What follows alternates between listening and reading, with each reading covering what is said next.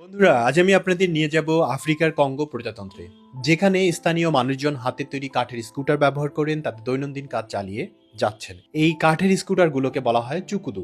এটি শুধুমাত্র একটি বাহন নয়, বরং সৃষ্টিশীলতা, ধৈর্য এবং কষ্ট সহিষ্ণুতার প্রতীক। এই গল্পটি আমাদের শেখাবে কিভাবে সীমিত সম্পদ থেকে সৃজনশীল সমাধান বের করা যায়। চলুন তাহলে শুরু করি। কঙ্গোর গ্রামাঞ্চলে চুকুদু স্কুটার সম্পূর্ণ হাতে তৈরি করা হয়। এতে ব্যবহৃত হয় স্থানীয়ভাবে পাওয়া যায় কাঠ, লোহা এবং অন্যান্য উপকরণ। স্কুটারের মূল অংশটি তৈরি হয় শক্ত কাঠ দিয়ে। এর চাকা, হ্যান্ডেলবার এবং পা রাখার জায়গা সবই কাঠ দিয়ে তৈরি। স্কুটারটিতে কোনো ইঞ্জিন নেই, এটি পুরোপুরি মানুষের শক্তিতে চালানো হয়। স্কুটারটি দেখতে খুবই সাদামাটা মনে হতে পারে, কিন্তু এর পিছনে রয়েছে অসাধারণ দক্ষতা এবং পরিশ্রম। কঙ্গোর মানুষজন চুকুদু স্কুটার ব্যবহার করে তার দৈনন্দিন ভারী কাজ সম্পন্ন করেন। এটি এমন একটি বাহন যা ভারী মালামাল বহন করতে বিশেষভাবে উপযোগী। স্কুটারে চাল, কাঠ, কলা এবং অন্যান্য খাদ্যদ্রব্য বহন করা হয়। কেউ কেউ এই স্কুটারে মানুষও বহন করেন। চুকুদু চালিয়ে মানুষজন দীর্ঘ পথ অতিক্রম করেন, বিশেষ করে পাহাড়ি এবং খারাপ রাস্তা পার করতে এটি খুবই কার্যকর। স্কুটার চালাতে মানুষকে ধাক্কা দিয়ে চালাতে হয়, এতে অনেক কষ্ট হয়, কিন্তু এর মাধ্যমে তারা বাজারে পণ্য পৌঁছে দেন এবং তাদের পরিবারের জীবনযাত্রার মান উন্নত করেন।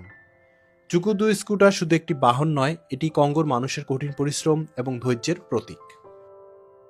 তারা খুব অল্প টাকায় পণ্য পরিবহন করেন, কিন্তু এই সামান্য আয়ই তাদের পরিবারের চালানোর মূল উৎস। এটি আমাদের শেখায় যে পরিশ্রম এবং উদ্ভাবন যে কোনো প্রতিকূল পরিস্থিতি থেকে মুক্তির উপায় হতে পারে। কঙ্গোতে চুকুদু শুধুমাত্র একটি পরিবহন মাধ্যম নয়, এটি স্থানীয় সংস্কৃতির একটি অবিচ্ছেদ্য অংশ। অনেক স্কুটার অলংকৃত করা হয়, কেউ কেউ তাদের স্কুটারের রং, প্যাটার্ন এবং স্লোগান ব্যবহার করেন। এটি তাদের অভিজ্ঞতা এবং ব্যক্তিত্ব প্রকাশ করে।